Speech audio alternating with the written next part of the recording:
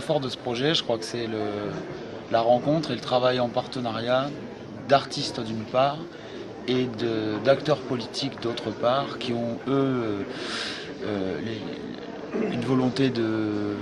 travail et de réflexion sur le thème de l'accueil des nouvelles populations, de la dynamisation d'un territoire, et un collectif d'artistes qui lui a envie plutôt d'amener une recherche créative, une carte blanche totale donnée à l'hypothétique, à la rencontre, au lien social entre les gens et à notre regard sur ce lien, à la fois entre les autochtones et nous qui arrivions sur ce territoire, et aussi le regard des natifs sur les néo-ruraux sur les natifs. Et nous, voilà, on a eu la possibilité un petit peu de jongler avec toutes ces visions-là. Et on a mis en place un événement, une forme événementielle en tout cas, sur la base de recueil de témoignages et de concertation avec la population, de travail avec des associations qui, elles, actent sur le terrain tous les jours.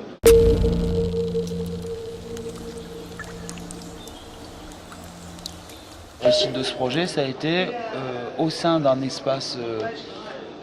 expérimental, en fait, un espace à la fois plastique, théâtral, musical, de faire communiquer les gens qu'on avait croisés sur le projet, des gens qui étaient de simples touristes,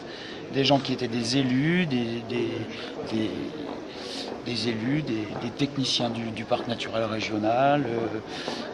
le centre culturel du Bief, enfin voilà, tous ces acteurs-là se croisaient et dans une réflexion commune, et aussi dans un plaisir contemplatif finalement d'une situation à un instant donné. Et ça, je pense que ça a suscité le débat.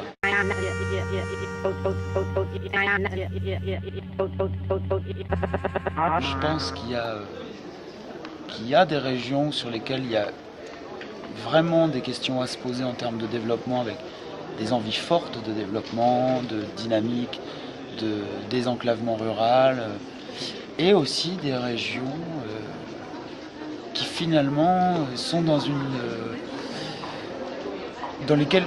démarche très lente, dans lesquelles les mentalités sont très très lourdes à bouger, dans lesquelles il n'y a pas nécessairement d'envie de mouvement,